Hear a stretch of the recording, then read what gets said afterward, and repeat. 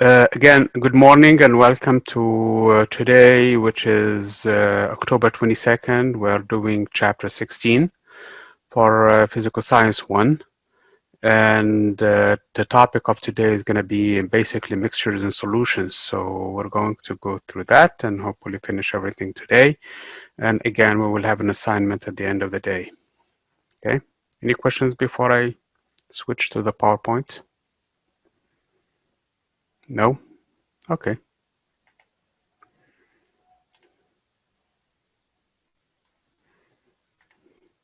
So again, like I said, today the topic is mainly about mixtures, solutions, and water treatment and things of this nature.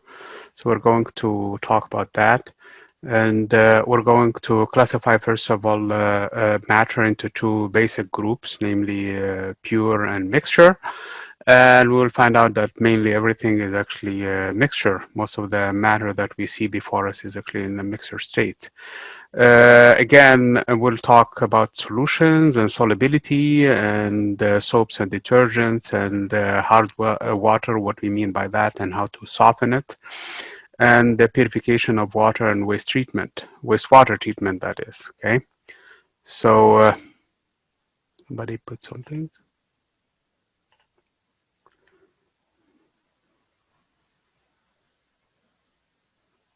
Sure. Okay, no problem. Sarah is asking if we can put the question or questions of the discussion of the on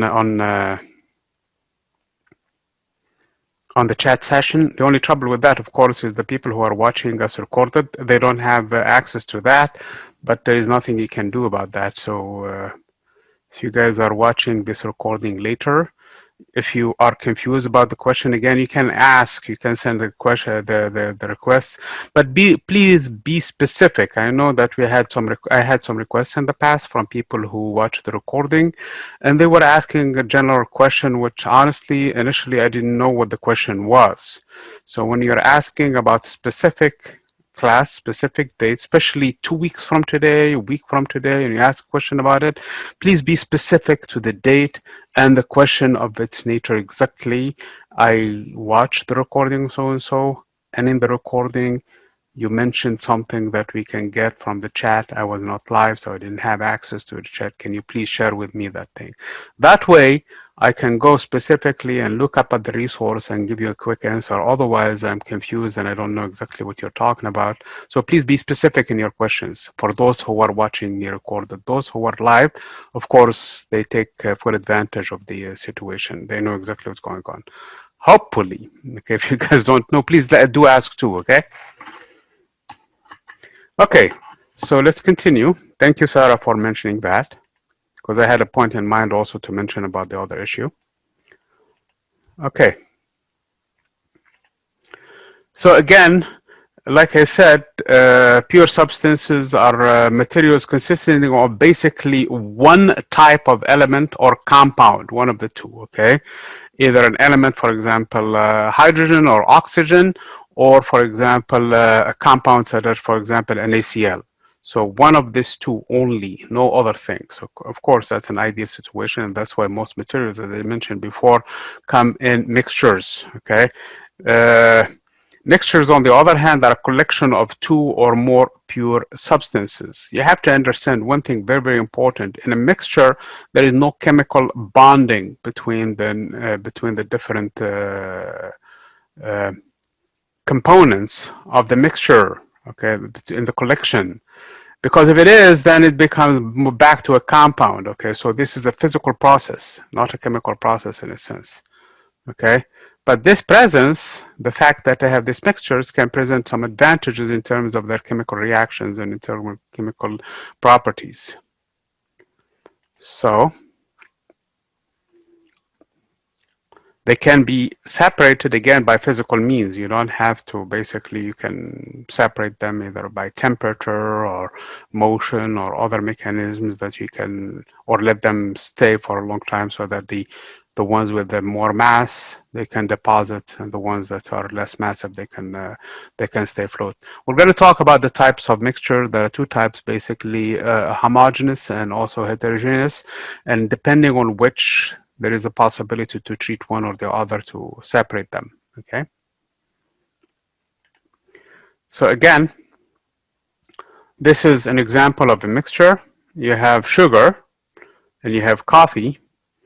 And if you look on with a microscope, you will see that the molecules of sugar are floating inside the water. Okay, this is actually an example of a solution, which is a type of mixture. Okay, so in this case, the sugar can be you can put it in water and they mix this way. Okay, so there is a distinction between the two. You can clearly see the sugar molecules and you can clearly see the water molecules. Of course, you can see the water, but basically there is a clear separation between the two of them, okay?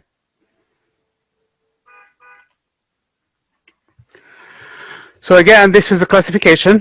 We have two types. Matter presents itself into two main types, mainly pure and impure or mixture, okay? And the pure, there are two kinds of pure elements. There are two types of pure matter, either in an element form like pure gold, pure sulfur, pure nitrogen, and so on and so forth. Compounds like, for example, sodium chloride, which is salt, and carbon dioxide, which is basically CO2, and ammonia. Those are examples of compounds. So if you find them and you can isolate them, they become pure. Okay, so this is what we mean by pure. On the other side, we have impure, which is the mixtures I was talking about, and this is the topic of the day. You have two kinds of mixtures. This is not the question of the day today, by the way. Still have, so don't. This is not the discussion. Okay, there will be a question that comes down the road, or more than one.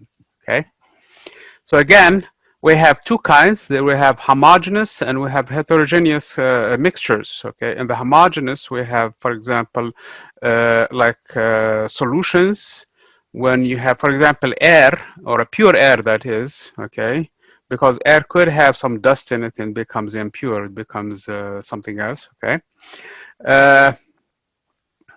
In this case, it's mainly basically of nitrogen and oxygen, and they're suspended there, and you cannot separate the two. At least they mix well. Okay, you cannot see the difference between them. Also, if you take sodium chloride, namely salt, and put it in water and mix it very well, you will not see where the salt ends and where the water starts. Okay, they are actually very well mixed.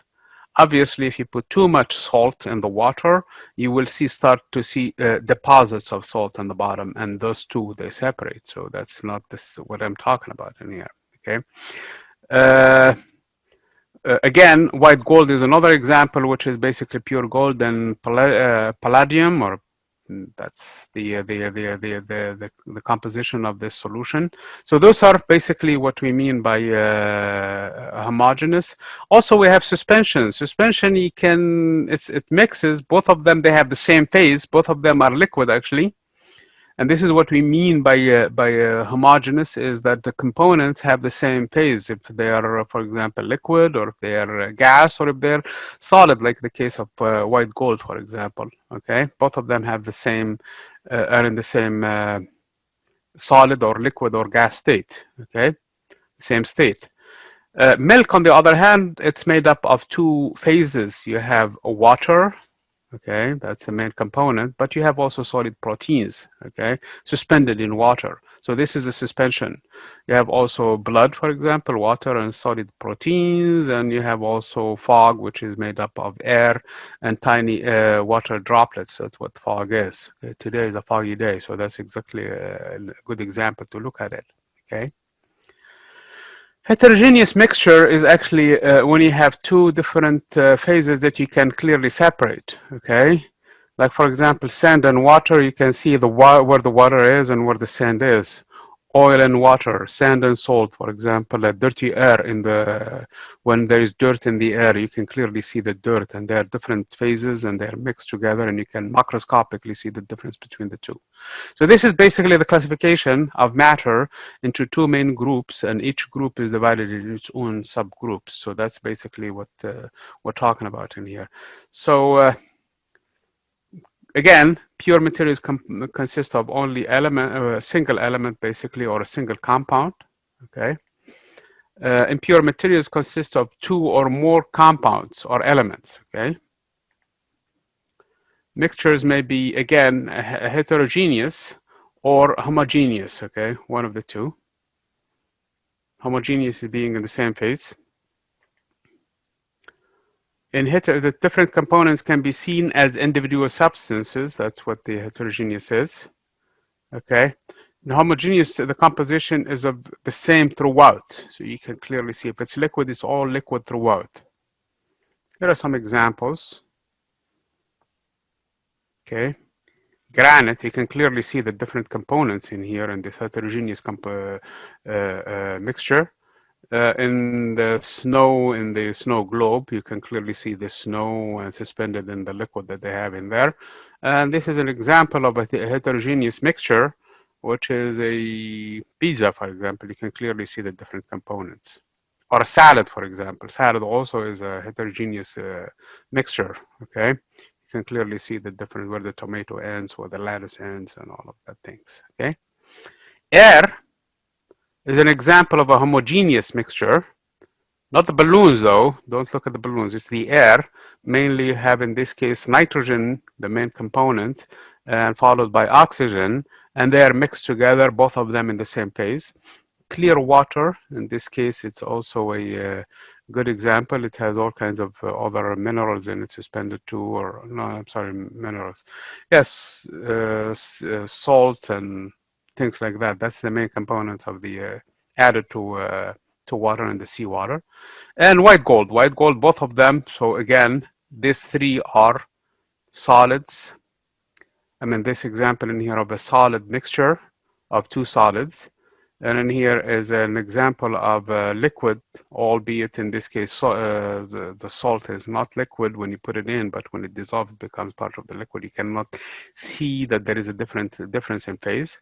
And in here, both of them are gases. Okay.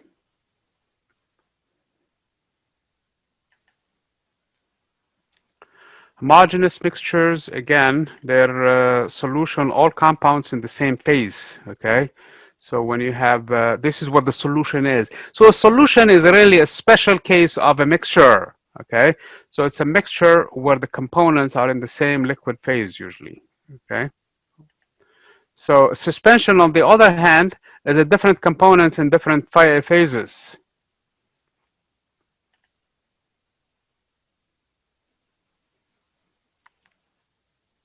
Is the air in the home, on the house, where you are right now, in the car? I know Naomi is driving, okay, or at least that's what I thought.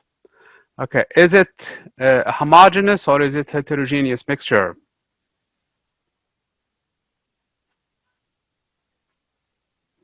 And because, again, I can't really see and because,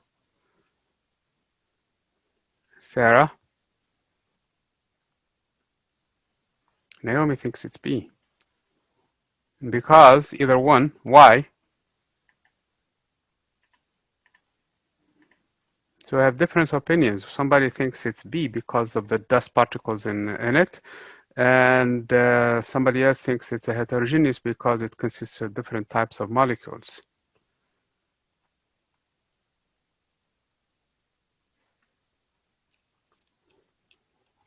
Huh. Why is that? Why is it B or D? So Sarah thinks it's because different molecules in it, and Emmanuel and Naomi thinks because we have different actually components such as dust in it. Do we have dust in the air?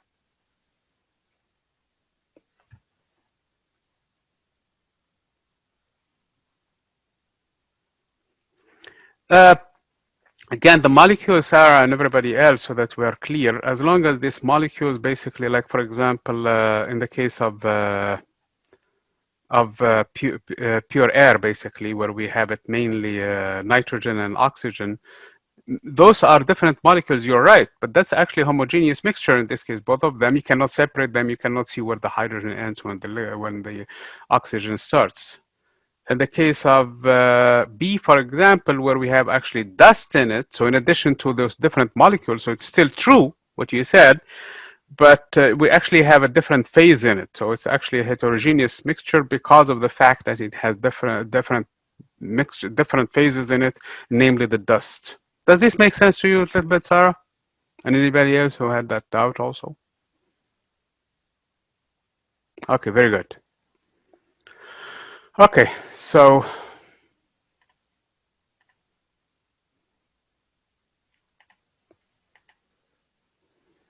again, there are two main components in a solution. You have the solvent, which is usually the liquid. I mean, in the case of water, that's the main solvent that we use, okay? And we have the solute, okay, which is the stuff that you put in there, okay? So the thing that is added to the solvent to make a solution. So it's a homogeneous mixture consisting of ions or molecules because of the properties of water. Remember from the previous class, it has polar properties. It can basically, it has on one side a positive charge and on the other side a negative charge. So if you put something in it that has also polar properties, it's very easy for the water to basically take the positive ions and put them next to the oxygen part of the water, and separate the negative ions and put them next to the hydrogen side of the water molecule.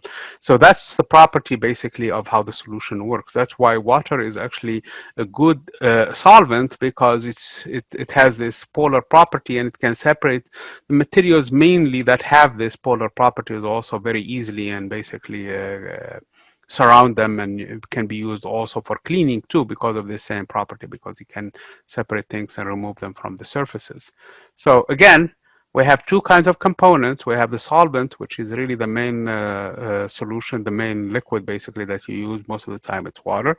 And you have the solute, which is the material that you put in. The case of NaCl, for example, that would be the solute, okay? A saturated solution is when you cannot dissolve no more, basically. You keep on adding, for example, the solute and mix, and then you can clearly see that you still have a solution, but at some point you will start to see deposits of that solute in the bottom or suspended actually in the liquid.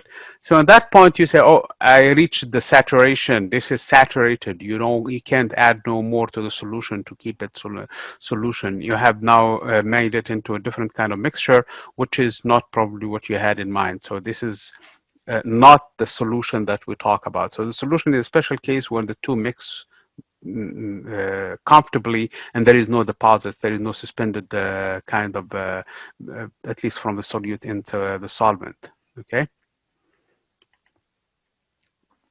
The concentration is a measure of the amount of the solute in the solution.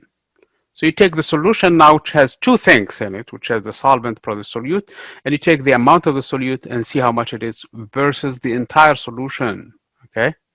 This is the equation for it. In general, whatever units are used for the solute, whether it's volume or whether it's grams, versus that of the solution, again, how much you're going to put in it. Okay, usually this is the volume. Again, you can have it when it's concentrated. I think I have it backward in here. When the solute is very high compared to the solution, and dilute when it's the other way around, when the solute is very little compared to the entire solution, okay? So that's some of the terms used in the case of concentrations, okay? The mole, which is really a huge number, which is 6.023 times 10 to the power 23, which is a big number, and used to measure the number of atoms or molecules, and it's called Avogadro's number. This is a constant that is used extensively, both in chemistry and physics, actually, because it represents the number of basically components, the number of atoms or molecules that are inside an amount in grams of the atomic mass, basically, of that material. Let me explain how this works, okay? For example, carbon has 6 protons and 6 neutrons, so it has 12 nucleons. So if you bring 12 grams of carbon, you actually have 6.02 times 10 to the power 23 atoms, in this case, of carbon. For the case of oxygen, the oxygen we breathe, O2, again, The atom of a single oxygen has 8 protons and 8 neutrons for a total of 16 nucleons, okay, inside the nucleus. The mass of the electron is negligible, so that's why we don't care for it. So you have 16 times 2 because you have two atoms in the molecule of oxygen. So you have 32 nucleons inside the oxygen, basically a molecule, okay? A single molecule has 32 nucleons. Now, if you bring 32 grams of oxygen, in this case, it has, and you count, of course you can't do it manually, you count how many molecules are there, you're gonna find this number in there, Avogadro's number in there, okay? Which is the main characteristic of this number is 10 to the power 23. Forget about the 6. The 6 is unimportant for right now. What matters is that you have 1 followed by 23 zeros. So imagine how many billions and trillions that is. It's a huge number, okay? So that is how many single molecules inside of oxygen inside 32 grams of oxygen, okay? Same thing with carbon dioxide. Now, carbon dioxide, we really need to bring 44 grams for it to have that many. For sugar, you need to bring 342. How did we end up with 342? You have 12 times 12, that's 144, plus 22 times 1, so 142 plus times 1, I mean 142 plus 144 plus 22, that is 146, 166. 166, add to them 11 times 16. 11 times 16 is 176. So you add it to the other number, you end up with 342. Okay? So this is how many ions are in the molecule of sugar. Okay? Again, 342 grams of sugar. How much is 342 grams? It's a little over half a pound of sugar, okay? So if you go to the store and grab yourself a pound of sugar, take a little over half of that and count not the grains of sugar, but the actual molecules of sugar. Grains of sugar is going to be a very, very small number. It's not going to be that big, okay? Probably if you have good enough time, you may count them. Probably it will take you maybe 3 months or 4 months, but you should be able to count them. But how many atoms in there probably is going to take you your entire life, the life of your own children, and their children, and their children, maybe thousands of years before you finish counting them. So that's why I say if you count them, this is how many you're going to end up with. It's going to be a huge number, 6.02 times 10 to the power 23. So that's what the mole is. And the mole is really needed for a lot of calculations in chemistry and also in physics too. So we deal with that number a lot, especially when it comes to osmosis down the road and the osmotic pressure. So those are the things that we usually deal with moles in these expressions. And PV equal to nRT, that's where we get that expression from. That N stands for the number of moles. So if you bring, for example, half pound of if you bring a pound of sugar, that is almost twice this number.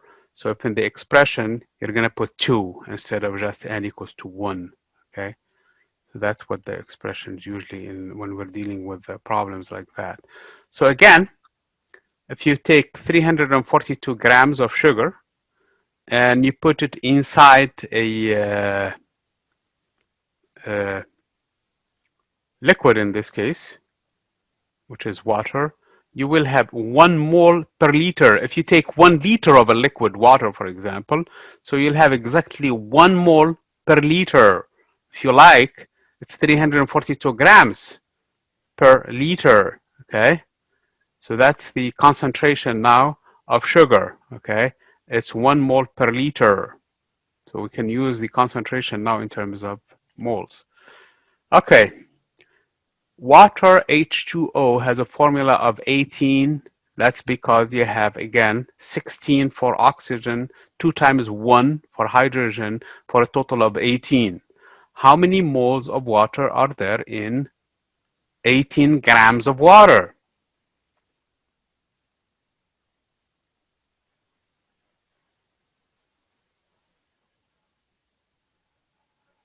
Any idea? How many moles?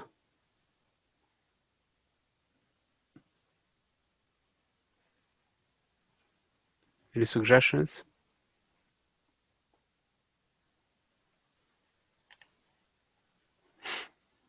What do you guys think?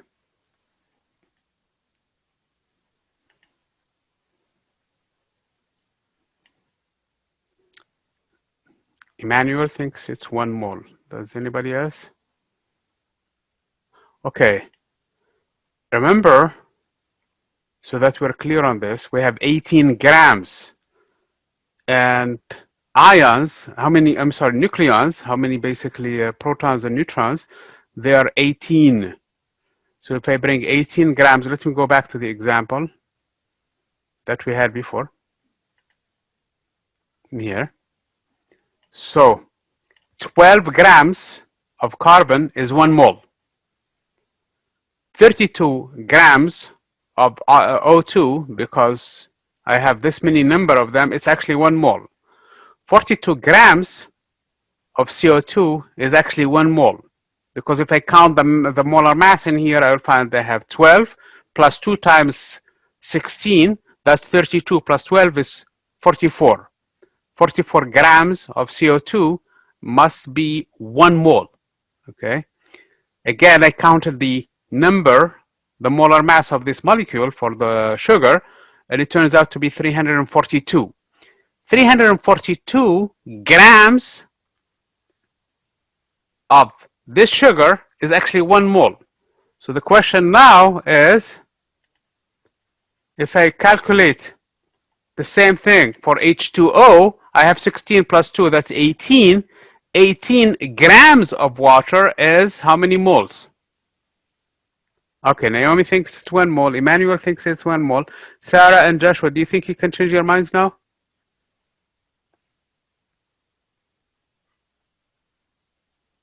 Okay. How about you, Sarah, now? Okay, very good. So it's actually 1 mole, okay? Because again, you count the molar mass in this case, you'll find that you have 2 for hydrogen, 2 times 1 that is. And you have 16 for oxygen, total of 18. Now that's the formula mass for the water. And you append to it the word gram, and you exactly have 1. So in case you bring 9 grams, for example. Let's say, for example, we did not bring 18 grams of water. We brought only 9 grams of water, okay? How many moles that is if I bring just 9 grams, knowing that 18 grams is exactly 1 mole? For 9 grams, okay. Does everybody agree with Emmanuel? Because he thinks, or actually he's asking, is it half a mole? Let's think through it. Okay, Sarah thinks it's half a mole too. Okay, let's think about it. 18 grams, that's a full Avogadro number, that is 1 mole. Half of 18 grams is 9 grams. So that must be half moles. Yes? Everybody else? Does this make sense to you, Emmanuel, too?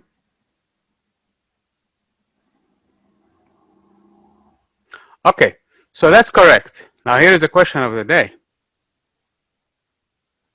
I have a water bottle in here. How many liters is this one bottle? Can anybody guess?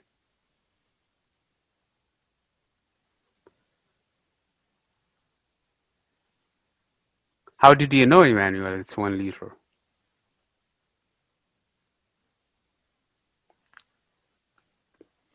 Okay, very good. Joshua also. Okay, yeah, it's on the label. It's 1 liter. It says 1 liter. Okay, it's in here. Okay, I can zoom on this. Can I? Control plus? No, I can't zoom with this thing in here. Anyway, wrapping, yeah, very good. So it says 1 liter, okay? The first part of the question is how many grams of water are in 1 liter? So I need to type the question in here.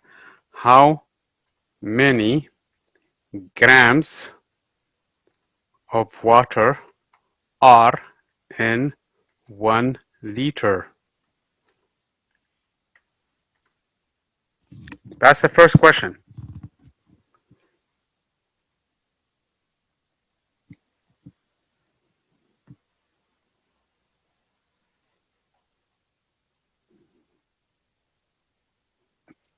Do you guys remember the density of water?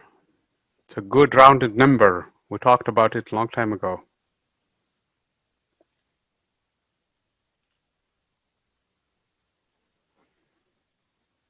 Do you want our answer on? Do you want us to say our answer, or do you want us Yeah, just you to type can. it Yeah, in? that's fine. You can say it. At least 1,000. you 1,000. Okay, very good. Yeah, Naomi also.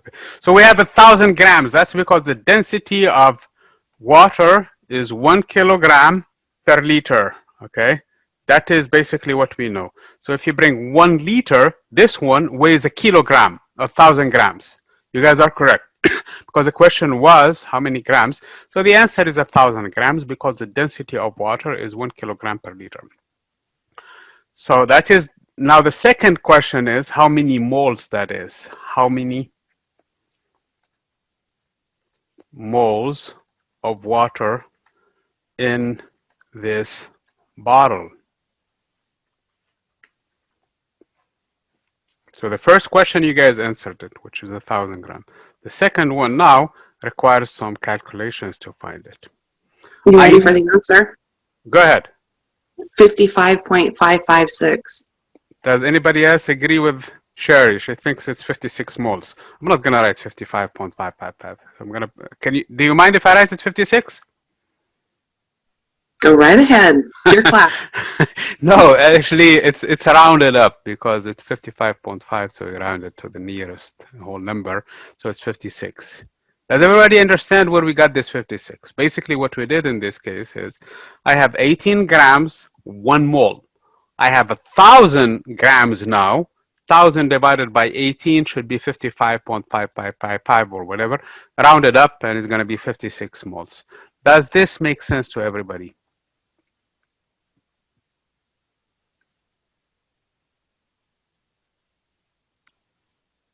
Okay, so that's the second question of the day. So we had two questions. The first one, yes, Sarah.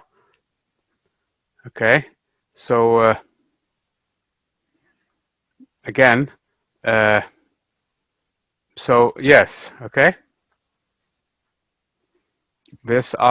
So we have, the first question was, in this bottle, how many grams of water? Because it says on the label 1 liter. So it must be a 1 kilogram. So if you ever wanted to feel what 1 kilogram feels like, or you're trying to weigh something versus kilograms, just grab one of these bottles and compare it to the other one. Okay, that's typical. Okay, the other question is how many moles? It's 56. 56 times that number, 6.02 times 10 to the power 23. If you are curious to find how many molecules of water are there in this thing. Okay. Okay, so that's the first part, or at least the two questions today so far.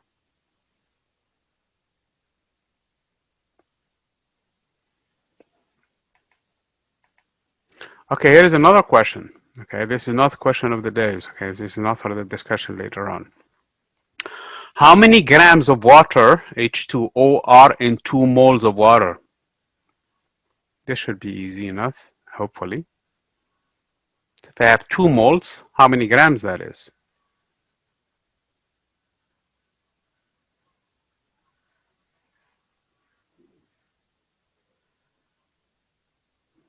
One mole, uh, 1 mole is 18 grams.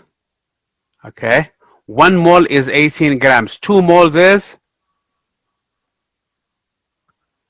1 mole is 18 grams. We already saw that. Okay. Everybody thinks it's 36. Is this convincing to everybody else too, who did not write the answer?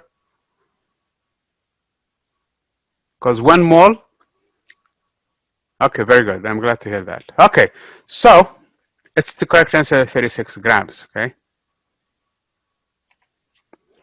Molarity is a unit of concentration expressed in terms of moles per liter of solution. So that is when we talk about the molarity, is how many moles there are in a liter of a substance. So again, it's the number of moles which is the Avogadro number itself. How many Avogadro numbers do we have per liter? From this point on, probably you can ignore that Avogadro number as long as you know what it means, what a mole means in relationship to Avogadro's number. But don't forget that insight down the road if you ever are trying to find it. But other than that, it's the number of moles. For example, as long as you have an 18 grams of water, it's 1 mole. 44 grams of CO2 is 1 mole. And what else did we? Sugar, which has this complicated formula, 342 grams of that is actually 1 mole. So if I have 1,000 grams of sugar, I have barely enough for 3 moles and something. Whereas if I have 1,000 grams of water, I actually have 56 moles, okay? Versus 3 moles so as long as you're dealing with moles and you know what they mean, you're fine, okay? You take the formula and you multiply it by the number of ions in it, and you're fine, and you know exactly how many. 56 grams of iron is 1 mole. So again, parts per million or ppm, I know there is another PPP now that's used in politics a lot with relation to COVID. So a unit of concentration expressed in milligrams solute in liters of solution. It also means parts per million. How many parts do I have per million of solution? Okay. And that's another unit that you will hear a lot expressed in terms of concentration of a solute inside a solution. Solubility is the ability of solute to dissolve in a solvent. How can it solve? Is it good or not? Is it going to be some sort of a mixture of different solution, not so necessarily a solution? That depends on the element. It actually depends also on the temperature. The higher the temperature, the more of that material can dissolve into the solvent. Okay, the lower it is. For some materials, for example, for NaCl, the temperature seems to have no effect on it. Okay, again, you have a saturated solution at 100 degrees Celsius because now it took a lot of that substance. When it starts to cool, because it doesn't take as much then to dissolve, then the extra amount starts to deposit in this case, starts to precipitate, okay, and now will be separated from the solution because the temperature has changed. So if you start, for example, with 165 grams of what is this NaNO3, which is some sort of a so in this case it's this component in here. So you start at 100 degrees, this compound 165, which is just in the middle of the curve, and you bring it down to 20. Now you have barely above 80 of it that's going to dissolve, actually between 80 and 100, almost 90.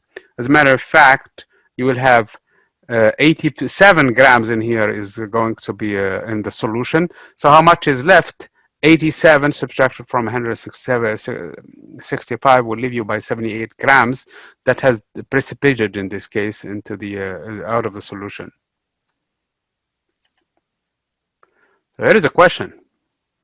By mass, water is 88.88%. Basically what you do in this case, you take the mass of the oxygen, which is 16, and the mass of the water, you have you have H2O, so you have one atom of oxygen, which is 16, divided by the mass of the water, which is 16 plus 2, which is 18.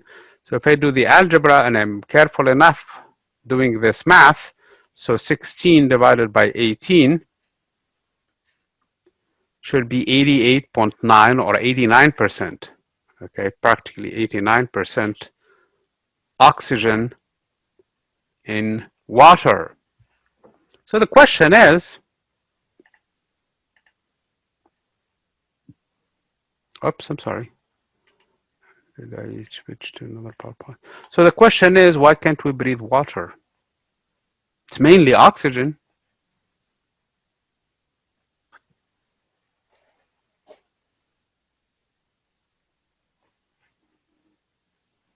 Let's look at the next slide in here.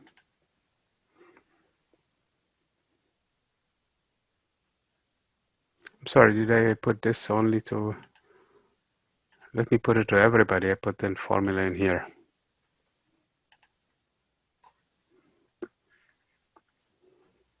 Sorry, okay, because I put it, when somebody communicates with you on private, it stays in private unless you change it to everyone. So this is the concentration, basically how many, or is it a concentration first? It may very well be something completely erroneous in this case. 16 grams of oxygen, because you have the mass of the oxygen is 16, divided by the water, which is 16 plus 2, 18, is 89% basically of oxygen that makes up the water molecule, H2O. So why in the world we can just drink the water and we only have 11% of it that is non-oxygen? Why can't we breathe the water, I should say? We can't breathe water because we don't have gills to separate the oxygen from the water. That is a different issue, actually, as a matter of fact. That is the oxygen that the fish separate is not necessarily this oxygen. It's the one that is actually attracted. So that's an extra oxygen. Remember, by the the induced dipole in the oxygen molecule. So basically, you have water, which is H2O. Because of its polarity, it induces a dipole in the oxygen molecule, and now you have an extra oxygen, extra O2 next to the water molecule. Now, when the fish takes in that water with oxygen in it, it's going to separate the water and takes it out and take the oxygen in it. This is a different kind of oxygen, though. This is the actual oxygen in the formula H2O. In the formula H2O, what you have in this case, you have oxygen and hydrogen together to make the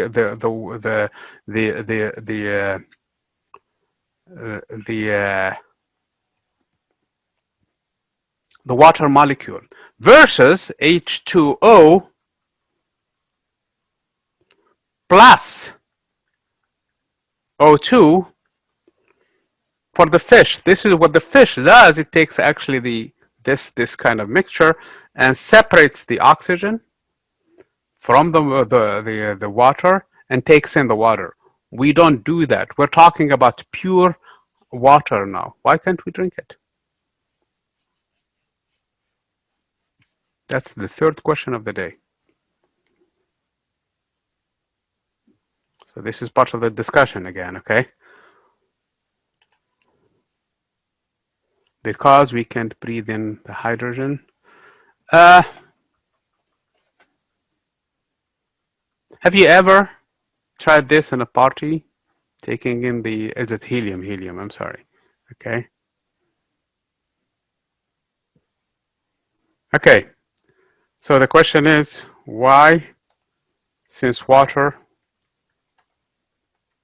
is mainly oxygen, I'm going to put it in a symbol, why can't we breathe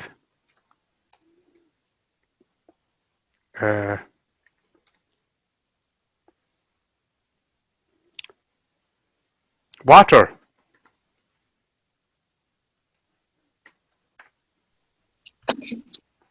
Because they're bonded gases?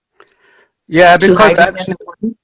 yeah, because actually that's not a mixture. That's actually a chemical bonding. Okay, so we really need to separate the oxygen from the hydrogen if we want to ever breathe it. Okay. All right, I don't think our lungs are really designed to separate.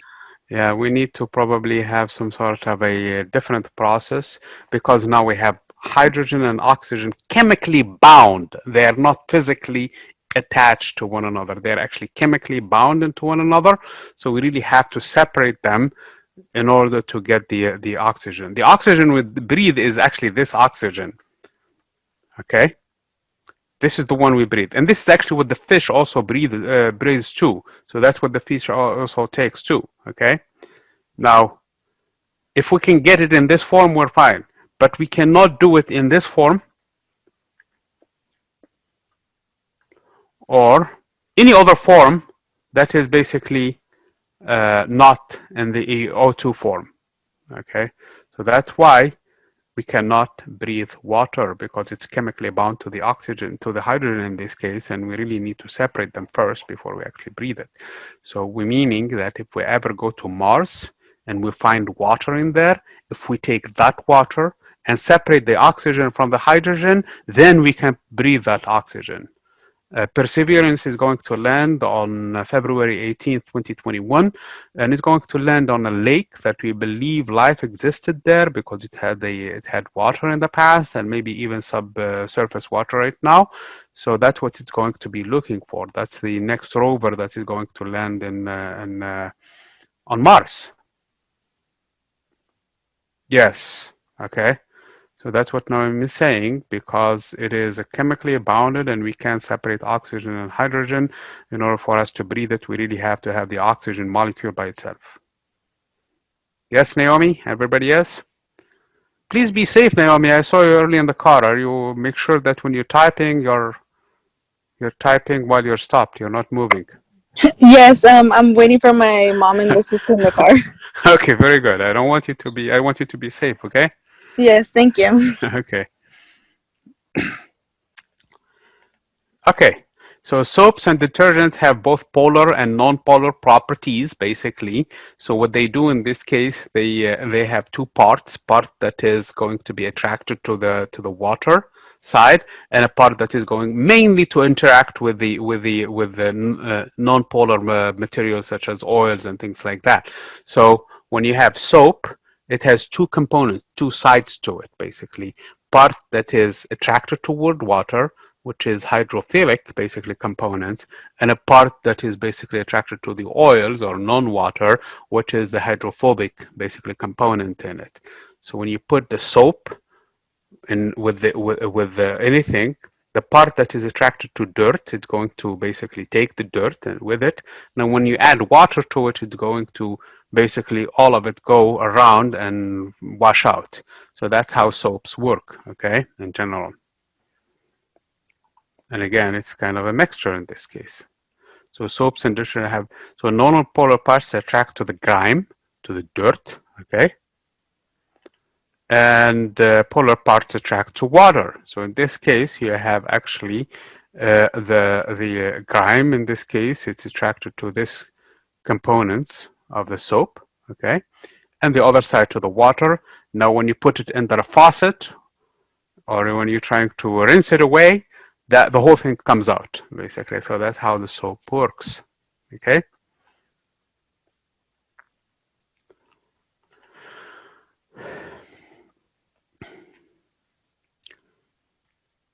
Again, the interactions are via induced dipole and induced dipole interactions. Hard water has high concentrations of mainly of minerals, especially calcium and magnesium. You may even have iron in it and some other minerals in it. So that's what hard water is, okay? And you can feel it actually in your skin, and you can feel it in your clothes, and you can feel it everywhere. And it has some undesirable effects. One of them is that it clogs pipes. That's one problem because of the minerals in it, okay? And lowers the cleaning action of soaps and detergents. So it's not really good. That's why you have softeners and boosters for looking at one of them, trying to do some stuff with it for detergents. Okay, in order to basically soften the water itself and get rid of those extra minerals that are in there. And so again, the main detergents, as I mentioned before, they are the calcium and magnesium. So if you take those ions out of the hard water, now the water has softened and you can do things with it like washing your hair, for example. Okay.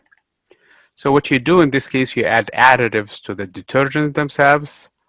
And the additives, like for example, carbonate ions. Carbonate ions, you will see that this word is used extensively in the softeners, and it will attach itself to them. And when in doing so, basically, it's going to remove that from the water and allows the water to do its trick now, the soap to work. There are some units actually that are built into the houses where you actually, when the water comes in, it takes it out and basically and separates it and it becomes softer.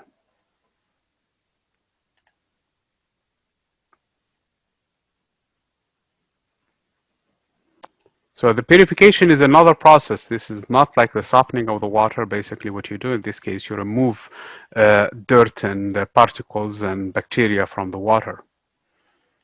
And the water comes in dirty and purified with impurities in it. So you add to it the aluminum sulfate, which reacts with this dirt in it, and basically deposits at the end. And you can have water now. It still doesn't smell too good. It probably doesn't look great either, but you can run it through an aeration process where you're going to make it good in terms of taste and smell. Okay. Lastly, you add to it chlorine or ozone to basically kill whatever bacteria that is left in there.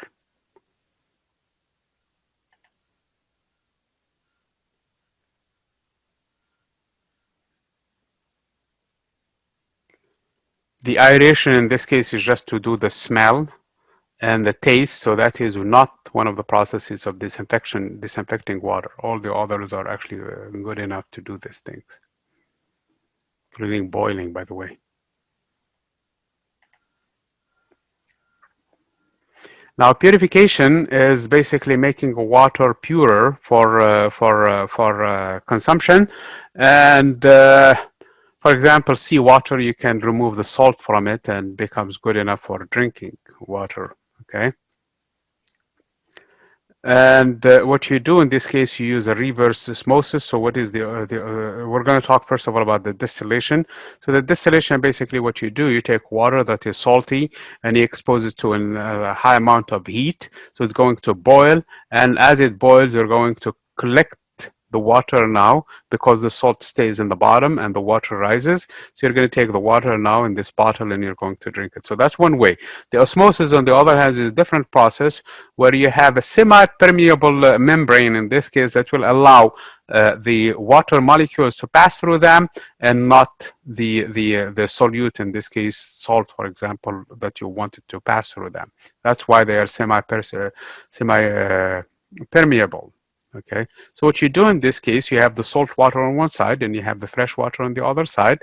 Because there is a high concentration of solvent, in this case on one side versus the other, so the solvent, in this case water, will move from the high concentration of the solvent toward the less concentration of the solvent, and you'll have this imbalance, if you wish, because of this motion.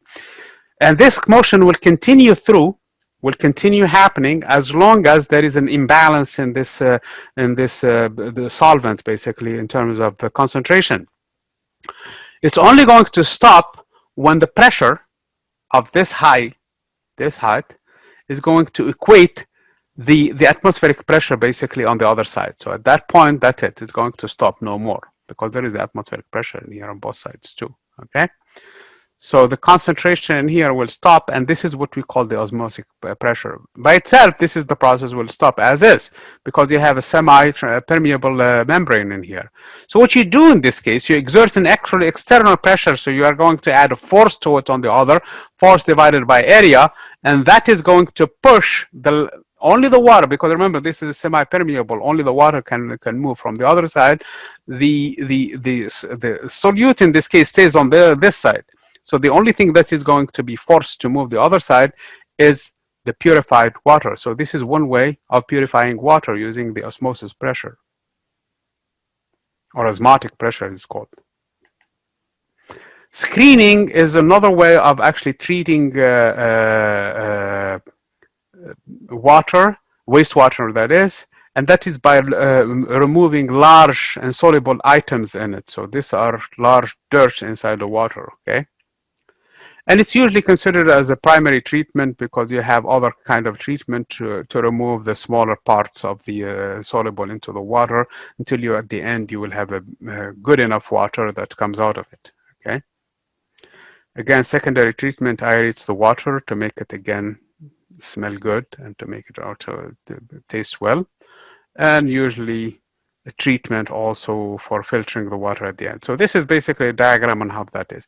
So this is basically the first process, the screening process. Basically dirt, the heavy dirt will attach itself to the screen, and in doing so either you raise the screen if it comes up to the top and you remove the dirt, or it's going to fall to the bottom and you remove the dirt from it. So now again you allow it to deposit for at the end so that purer and purer water will come out of it.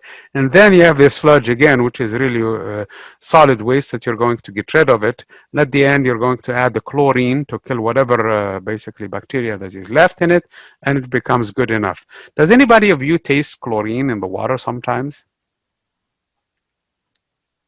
Yes, it's gross.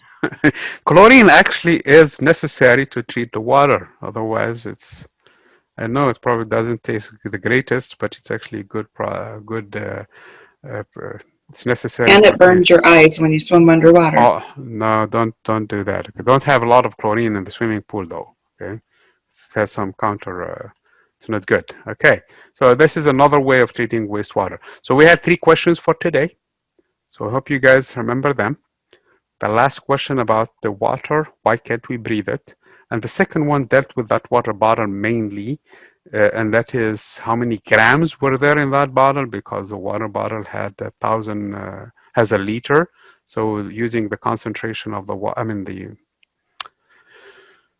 concentration, not the concentration, I'm sorry, the density of water, we were able to find how many grams that is. It turns out to be 1,000 grams. And we asked how many moles that is. We divided 1,000 by 18 grams. 1,000 grams by 18 grams, we ended up by 56 moles. So this ends today's lecture for chapter 16. We're going to meet on Tuesday of next week, and we're going to continue. We still have 3 more chapters technically to get into the exam. Okay. I'm sorry, could you repeat? You were low. Oh, we still have 3 more chapters before the next exam. So that's my point I was trying to raise in there, because we're doing okay, chapters. thank you. We should be ready for the exam on time. Okay. I'll see you guys a week from today. Let me pause. Be safe and drive safely, okay? Whoever is driving, Naomi, and everybody else, be safe, okay, too? Okay, bye. Bye. Have a good day. You too. Bye.